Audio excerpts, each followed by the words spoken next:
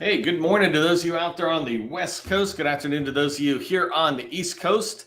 We're going to get rocking and rolling in just a second, but I like to start off these training sessions with something just separate, a little glimpse into my background, because sometimes I just get so focused on teaching government contracting, federal sales, et cetera, that I don't really tell anybody about myself. And so today's insight or a little glimpse into me is from the Army. I was in the Army, and back in 1996 and 97, I was working for the Secretary of the Army. And one of the projects I worked on, and this is an interesting glimpse, not just into me, but into the Army, because I didn't even know that this was something we would have touched. But in 96 and 97, I was working together on the team, especially the Secretary's office, right, working on the project to turn over the Panama Canal to the Panamanians, right? And so the United States controlled the Panama Canal forever. And that project was one of them, right? You would think I'm working on Army type stuff. And so that was a really interesting project to be part of. And that was, I think 96, 97 is when I worked on it. And the transition happened in 99. But little glimpse today into me. Okay, it looks like okay, so somebody just said they can't hear anything. Can I just get I almost said a rain check, an AV check? Maurice said, you might be on mute. I don't think I'm on mute, but somebody just let me know in there on the AV really quick, just so I make sure I got it, or Gus or something. If you can text me, that would be good. I'm just waiting for 1 second to make sure the AV is good so that I don't talk and dive into the training. But I got a lot to do in the training today. A lot of good stuff, a lot of actionable items. I can hear you. I'm going to say that everybody can hear me. I'm going to go from there. Thanks, Fit and Ready, whoever you are. Over on YouTube, come on in, would you? Into LinkedIn whenever you get a chance. Doesn't have to be today, but connect with me on LinkedIn. Okay, so let me just get my ducks in a row really quick. And we're diving into today's training. Today's training is about how to get, how federal buyers are going to find small businesses like you. And one of the keys, right? I don't ever like to sit there and say this is the key, but one of the keys to success in the federal market and getting found by federal buyers is visibility. You have to be what I call findable and attractive. Findable, your company, right? Your company has to be findable, meaning if somebody searches for what you sell, they can find you. If you're a plumbing company and they search for, leaky faucet or something, they find you. If they search for plumbing, they find you. If you're in cybersecurity, right? If they type cybersecurity, they find you. If they type risk management framework, they find you because you're a cybersecurity company. So that's findable. Visibility is findable and attractive. Attractive is what we call is matching the search intent. And the idea behind search intent is if they're searching for a plumber or if they're searching for a cybersecurity company, right? And they see your information, your marketing assets, et cetera. When they look at your company, it matches their intent. I was looking for a cybersecurity company. I was looking for a plumber. And now when I look at your company, the information you describe as services tells me you do this work. And where you say, hey, we worked with these other customers, that tells me you do this work. And in order to be visible with be findable and attractive, it all begins with having a clear, focused offer. That's just absolutely required. And you can watch a whole bunch of other training I do talking about how do you have a clear, focused offer. But a clear, focused offer really is that. My last company, we were SharePoint services, right? And I could expand on that saying SharePoint development, SharePoint migration, et cetera. But we didn't say we did all of Microsoft. We didn't say we did all of software development. We didn't say we did all of information technology, right? We didn't say we did all of everything. We said, hey, this is our area. That's a clear, focused offer. And when you have that, you're able to become findable and attractive. It's so much easier for your company to be findable and attractive and to match that search intent. I just wanted to end this beginning part with a quick story related to being findable, right? So there's a customer of mine out there, Laura. She's got an additive manufacturing firm, woman-owned small business. And because she went and had a session internally with her company and said, hey, let's make sure we have a clear, focused offer around additive manufacturing. And then because she went and did some of the things necessary on our marketing assets, she is now one of only 2 companies that come up when you go into dynamic small business search. And I'll talk a little bit more about this, but when you go into the dynamic small business search, which is the #1 government search tool, when you go in there, she's one of 2 companies that show up as woman-owned small business and doing additive manufacturing. So imagine if the customer was trying to go, I wonder if we could set this aside to woman-owned small business. You need to look at your own company and go, well, what do we really want to be found for? Her company is also one of just a small amount. There's like 300,000 plus companies, small businesses in DSBS, the Dynamic Small Business Search Tool.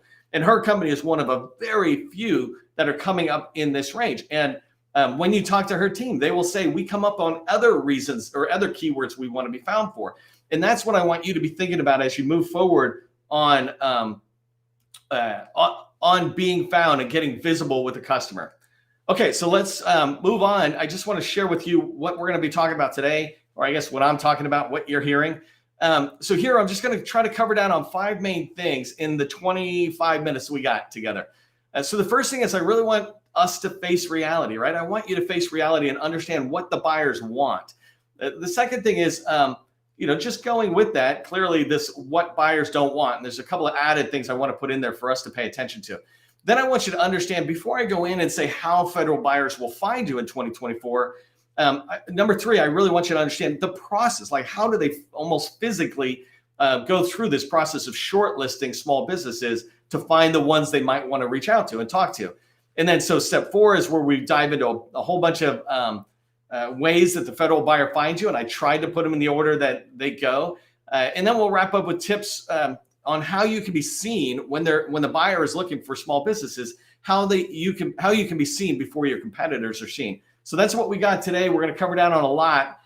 If you don't know who I am, my name is Neil McDonald. I'm the president of the GovCon Chamber of Commerce. I want to welcome you to my federal sales training, where we provide tips for success in the federal market. I spent 20 years in the federal market as a small business owner. And since 2018, I've been teaching people like you that government contracting is not a secret. It's just a process. When we follow a process A to Z, we're going to have repeatable, predictable results. And that's what I want for you. If you haven't done so already, do me a favor, subscribe to the GovCon or the Government Contracting Success newsletter. So my newsletter out there, subscribe to this. A whole bunch of reasons on why, a lot of great information. But one example of what I would put into the newsletter is today's training. I could already see I'm going to be able to write it up into a post that allows me to put a couple of handout graphics in there that you'll see today. It also allows me to put a replay in there. And so if you're subscribed to the newsletter, you'll hear about it. The other thing is, thank you so much for everybody who's registered for training. We have over 200 people registered to attend today's training, which is huge. I think that's actually a record for me. We've been doing this we've done 400 training videos in the last 2 years. And this is really exciting, but it's really helpful when you register for the training because it lets other people know. It also allows LinkedIn to kind of remind you and bring it back to the surface. And that goes to the last bullet I have here on the red slide or red box is invite others, right? This is a community. If you looked at my post today, earlier in the morning, I had asked, do you want to connect with 100 other people in the government contracting space? Just connect with them. I have 25,000 followers, and I'm not saying connect through me. I'm saying connect past me, but here's my network coming together. And so when you invite other people, you bring 2 friends, somebody else brings 2 friends. If all 200 of us bring 2 friends, that's a lot, right? And that's how we grow our community. That's how we're able to find people to work with, to get guidance from, etc. Okay, let's dive deep into the meat, and 22 minutes I got. So I'm tracking my time here really tight. So let's begin with just what buyers want. And by the way, if you haven't been to one of my trainings before, a couple of things. First off, I'm training based on my experience and what I do now with customers. I'm not trying to speak for one particular shop in the government, et cetera. I've worked with hundreds of buyers and many, many agencies on the defense and civilian side and IC, but mostly the defense and the civilian side. And what I'm sharing is the common information out there. So here, first thing I want you to just understand is that if you're trying to sell to the federal government, the first thing they want to know is that you've sold what you're trying to sell before. So right here, do you have proven experience? If you have it in commercial, good. If you have it in federal, better. If you have it with their agency, that's perfect, right? That's what they're looking for. It does not mean they won't work with a brand new company, but that's not what they want. What they want is a proven company. They're looking for somebody who has done this before so they don't feel like they're taking the risk, which is the second bullet. They're looking for companies that come in and can be risk reducers, which the opposite of is introducing risk throughout their agency, right? They don't need you to come in and learn how to do what you're doing in their agency. There's ways to do this, subcontract, for example, where you can build experience. If you're a newer business, if you're under $3 million, personally, I would recommend you subcontract all day long. Get experience, get the security clearances, get an understanding of an agency. And it goes back to this proven experience. When you subcontract, you can say, hey, I've subcontracted in your agency. It's not the same as priming, but it still is proven experience in their agency, and they'll appreciate that.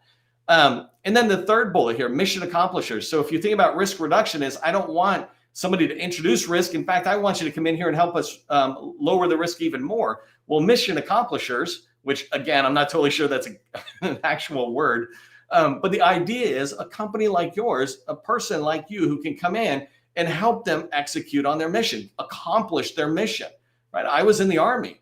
When I'm downrange and the Rangers, we're out in the woods somewhere, I don't need somebody coming in who can't help us execute on the mission, who makes excuses up here or doesn't have the ability, right? So we need somebody who can help us accomplish the mission. I've got a mission as a machine gunner, but then there's a mission at the battalion level, there's a mission at the Army level.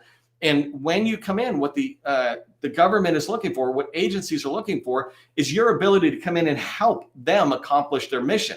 You do not provide IT services. You do not provide construction or facility services. You provide and you contribute to the success of the mission, right? We are all part of their team. And so it's something important to keep in mind is that when they're buying from industry like us, they're looking for us to come in and help them accomplish their mission. I put here agency raving fans because apparently today I was having fun with my bullets.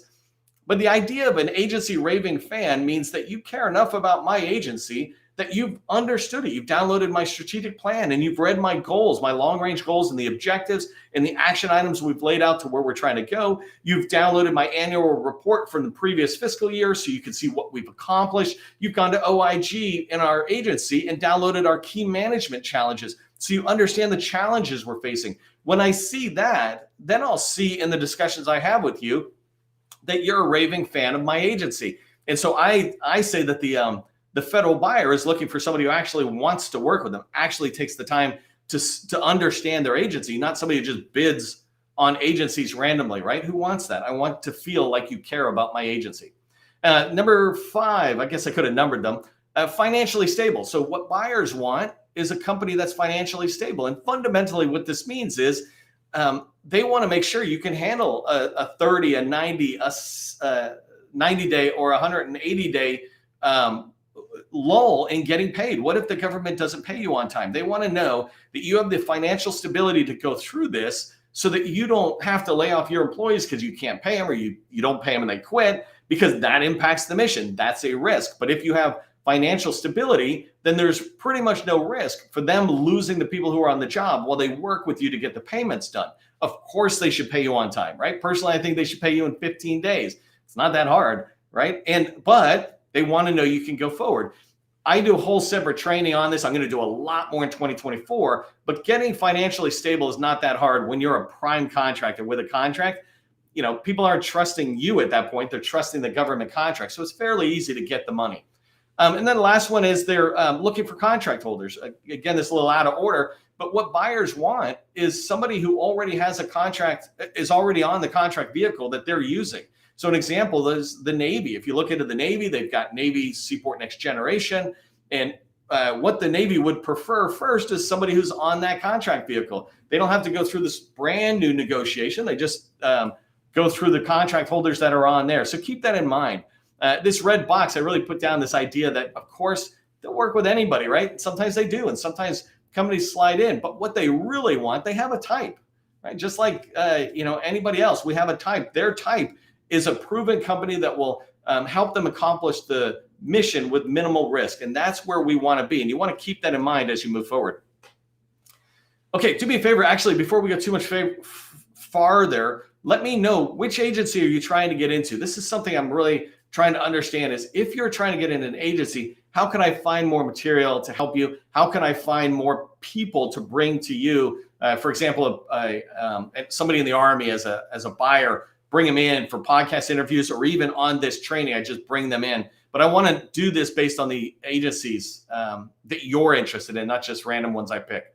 All right, so I said what agencies want or what federal buyers want. And What they don't want is pretty much the opposite of everything I just said, right? That makes sense. But the other thing is they don't want rookie businesses. They're not looking for brand new businesses. Yes, of course, they might bring somebody in, but even when they bring a new business, like DHS, I think is the one that likes to give themselves the most credit for, hey, look how many new suppliers we had this year than we had last year.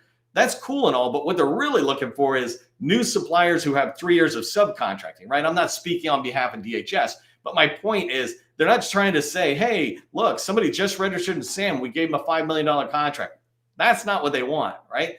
So they're not looking for rookie businesses. And the way you get past being a rookie business is you subcontract and you learn and you make money. And you can subcontract for $5 million. You'll make a lot of money doing this, but you'll also learn and become valuable to the federal agencies. I did a whole set of training last week on the stages of growing from subcontracting to prime and the 3 ways to make money, or the 3 revenue streams to make money in the federal market. Go watch that if you feel like you might be more of a rookie business, that you're making certainly less than $1 million. Go watch all those and make sure you track it.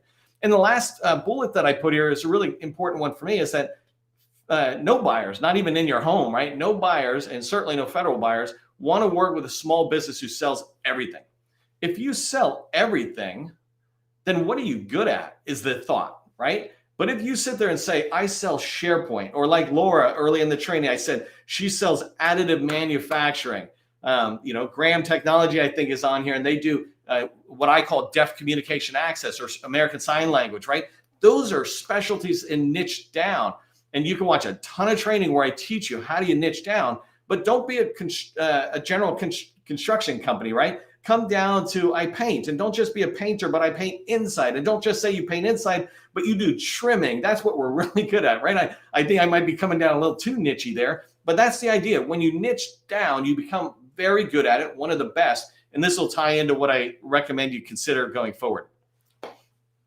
Okay, so let's talk about how they find people like you, and how federal buyers find businesses like yours. So this is a shortlisting process. Pretty much we all do this. You can think of that swiping left and right. You're just looking at a bunch of stuff in the middle, and you're saying yes or no kind of thing. And so I was trying to use this example of how federal buyers do it by looking at a recruiter. If you go to get a job and you send your resume in for an opening, but they're looking for somebody with an engineering degree, when the resumes come in and there's this huge stack of 100 or 1,000, et cetera, they get a ton of these resumes. When the resumes come in, they start swiping left for any resume that doesn't have a degree, right? Doesn't have that engineering degree. No. Oh, here's one. Yes. It doesn't mean I'm hiring that person. It just means they have a degree, they don't have a degree. The federal government, by the way, it's the same way they look at proposals. When a proposal comes in and it's supposed to be 25 pages and yours is 30, you're swiped. They don't even look at the proposal, right? You've been non-compliant. You're moving away. If I'm looking for an engineer degree and you don't have it, you're non-compliant. Doesn't mean you're a bad person. It just means you're not compliant with what I'm looking for. And so that's shortlisting, right? This ability to take a bunch of resumes here in this example, or when you think about small businesses, there's 300,000 plus of us out here. When the government is trying to find buyers, they're shortlisting, and they're looking at many different ways to shortlist. I talk a whole separate training on this and how the buyer does that. So you can watch that in my replays. But fundamentally, think about this, like they could be filtering down. In DSBS, I talked about this, the dynamic small business search, the number one search tool the government uses to find businesses like yours. They could search on the NAICS. Show me anybody who does 541, 511. Or searching on tags. Show me woman-owned small businesses that do additive manufacturing, right? And that goes into that third one. They could be searching on keywords. That's the one that I personally believe that buyers search on. If you search on NAICS codes, you're going to get 10,000 firms coming back. But when you search on additive manufacturing and maybe you filter by woman-owned small business, you're getting 2 companies. When you search on Nintex, which we helped another company do who does SharePoint, when you search on Nintex, you get 9 companies that are 8A, but you'll get 1,000 companies that are SharePoint, which is related, right? And so you want to be able to understand this shortlisting process so that you can prepare your marketing assets and in DSBS in particular so that it fits that way. This slide here, I did a whole training last week about the federal sales lifecycle. I did this on Friday, so today is Monday the 8th. The only reason I put this up is I just really want you to understand when I say, how will federal buyers find you in 2024? I just want to say, when do they want to find you? So if you're looking at my graphic here, it's got a roadmap, and right here in the middle is the RFP phase. The buyer is no longer looking for you. So they're looking for you to the left. We call this shifting left in the process. We're shifting left back when they were doing market research and even exploring. So for today's training, I just wanted to really quick say, in the formal phase, they have a market research phase where they reach out with RFIs or sources sought, and they're looking for industry to participate in dialogue, or they're looking for industry to say, yeah, we're interested in responding.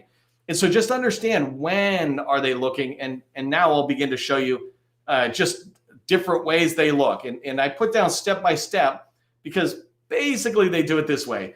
First thing I want to say is a reminder, I'm speaking on behalf of hundreds of thousands of federal buyers. There's not one person, one shop out there who's got a standard, right? There's a general way the government does it, but every shop is different. And so I'm not trying to say this is exactly how one person does it. Just keep it in mind that I've worked with tons of contracting officers in many agencies, and basically it comes out of this. So this is a good thing to follow. One of the things I put in here is one VA medical center is what it stands for, but one VA hospital is the thing I like. When I supported the Department of Veterans Affairs for like 10 years, there was this line that we used, when you've seen one VA hospital, you've seen one VA hospital. There's 150 hospitals in the VA. And the idea is every single one of them should operate the same. Maybe Alabama and California have a little different flair, but they should operate the same, just as like McDonald's, right? No offense to us veterans who are getting medical care, but we should be able to come into a hospital. This is how it works. And every hospital is the same. But what they were saying is, when you've seen one VA hospital, you've seen one VA hospital, because they all kind of do whatever they want. And in government contracting, it's kind of the same thing, right? There's there's rules that say how you must do your job, but how you do your market research, there's no rule on that. There's just a rule at the end of what you're reporting. There's fairness, things like that. But my point is the order, the process, every person kind of does it different. Every person, even in an office, does it differently. And now we have this transition of baby boomer type contracting officers retiring out of the workforce, and a lot of Gen Z and millennials in there. And so they're people who do it a little differently, right? They're totally comfortable with social media, et cetera. Okay, so second bullet here, let me just walk through this process pretty fast. It begins with the buyer, right? The federal buyer, generally it's the contracting officer's team, says, hey, I got a need. Let me go find a vendor. And the first thing that they do, and remember, nobody can put an exact list. So this is a really good list. First thing they do is they look around the companies, the incumbents who are currently serving them, walking the hallways. And they look over and they say, hey, Tammy, we got this need. Can you guys take care of this? Oh, yeah, we got a contract vehicle worth, $5 million. We just slide that on as a task order, whatever, right? Whatever the conversation is, I don't care what the conversation is. My point is the first place they look is incumbents. If they can give something to an incumbent, that makes the job so much easier. Plus, they're giving it to somebody who's a valued, trusted vendor, right? Partner. Second thing they might do is look at contract vehicle holders. Like I said, Navy Seaport Next Gen is a Navy contract vehicle. So they might look right there and say, these are the contract vehicles we want to use. Before we look out to the whole world, let's look right here at these contract vehicles and these contract holders. So HCAT, for example, HTCAT or HCAT, somebody put it in, doesn't really matter, but that's got like 20 or 40 vendors. And Seaport Next Gen's got like 2,000 contract holders. And so they have a lot of room to find vendors. The third place they'll go is, so they don't find what they're looking for in the first ones, they look to number 3, which is, let me go see who's responded to RFPs. The reason I want to go there is because these people have written proposals to previous work that we had. Let me go see if they're interested in writing another proposal or having conversations, or whether I can engage with them on market research, right? So I have this list of people. I have to formally track it. Same thing with number 4, right? Number 4 is not as important as number 3, because number 4, the government goes and looks for RFI or sources sought respondents. So if they put out a notice and said, hey, we're looking for people to respond to our requirement in this market phase, sources sought, RFI, those people who respond are saying, yes, we're interested. The difference is the people who wrote RFP responses are the ones who said, yes, we're interested. And by the way, here's our proposal. Because often what happens in the government is sometimes people express interest, but don't show up to the party. So number 5, If they don't find, and by the way, this is past. So when I look at 3 and 4, I'm just looking at who's responded in the last year, let's say. Number 5, personal favorites. And so, and I say that softly, but the idea is if people are sending me capability statements or I know of this firm, et cetera, then I've got this hard drive folder that I'm storing those capability statements in. Or I got a spreadsheet where I'm just listing out small businesses I've seen at vendor outreach sessions or whatever. And so I might look at that personal favorites list. It's nothing, there's nothing wrong with it. There's nothing mean. It's just their way of organizing it, right? They're contracting shop and goes, hey, we've got all these interested people. Think about it like an interested vendors list, if you will. The next one, number 6, is they might just turn to their friends to the left, to the right, and say, hey, to other contracting officers in their office, do you have anything or do you know of any vendors who can kind of solve this requirement before I start reaching out in a formal way? By the way, if you don't know, CO and KO just stands for contracting officers. KO is in the military because CO stands for commanding officer. Number 7, agency vendor list. So this is where you look at like HHS. They've got a supplier portal. There's DSBS, the federal government's, and then HHS maintains its own. And so in there, only a fraction of the same people who are in DSBS are in HHS. And so the HHS buyer might go, well, let me look here before I ever look anywhere else. Let me look in in our supplier portal. The people who have specifically come to my agency and said, I want to work with HHS, and let me register. That's different than the ones who register for SAM saying, I want to sell to the government. So number 8 is the one I'm talking about, SAM, Dynamic Small Business Search. That's the main place where all of us register. You registered your business. And so if they don't have an agency portal or they don't find what they're looking for, they move to DSBS. Then number 9, they move into the formal, right? They go out and submit a market research sources sought or RFI notice. You learn more about those separately, but they're putting it out into SAM, let's say, and they're saying, hey, everybody, is anybody interested in this work? That's how they find us. And the last 2 ways is referrals, right? They reach out to the PTACs, the SBA, et cetera, and they can try to find people. I know I'm running out of time, so I just want to blow through this last 2 slides here really quick. I wanted to give you tips on how you can rise above your competitor. First thing is just embrace social selling. I told you that millennials and Gen Z are really becoming the bulk of contracting staff and acquisition personnel within the government. And so embrace social selling. That basically means your website, social media, et cetera. Be omnipresent means be everywhere. Make it easy for them to find you. An example of that is bullet number 2, right? Be in the 100+ supplier portals. We talk about DSBS, we talk about HHS, but there's 100 other portals that are both agency and large primes. When you're in there, let's say you just do 1 a day, 100 days, you'll be in 100 supplier portals. How would that impact your business if you were in 100 different places where buyers might look for you? Those are 100 different places. You don't have to knock on their door. They can see your profile and maybe come to you. And then respond to RFIs, right? And so in this case, I talk about respond to as many RFIs as you can, but keep these 3 pieces of guidance in. Only write to your core competency. When I was writing to my last company, we were SharePoint. That's all we wrote to. We didn't go out on the side. And then make sure every response is highest quality. And the way I describe highest quality is that last bullet. Write to win, to be memorable. If you write a really proposal level response to an RFI, you're going to be memorable to the program office staff and to the contracting office staff. So here's what I want you to remember as you're walking away. And I know this is fast paced. You can watch the replay. But the first thing is just don't blame the government and the federal buyer for not finding you, right? Take responsibility for not being found. And the reason is because when you take responsibility, you're in control. If they're responsible for finding you and seeing you, then you have to wait till they take control and do something for you to get found. But if you take responsibility, then you're in control of making sure your dynamic small business search is squared away, that you're writing RFI responses, that you're reaching out and saying, hey, here's my capability statement. Not spamming, but just contacting them. So anyways, take that away. Hopefully this makes sense. I am going to put this together as a blog. So anybody who likes the slides and likes them in order, just make sure you subscribe to the newsletter. And that's where you'll see all of this, all the slide information, et cetera. If you're at this stage of $1 million+ and you're interested in our help growing in the federal market, just check us out on govconchamber.com/workshop, and you can see our business development accelerator workshop. For all of us, as you move forward in your day, just remember, government contracting, it's not a secret. It's just a process. I'll see you in the next training.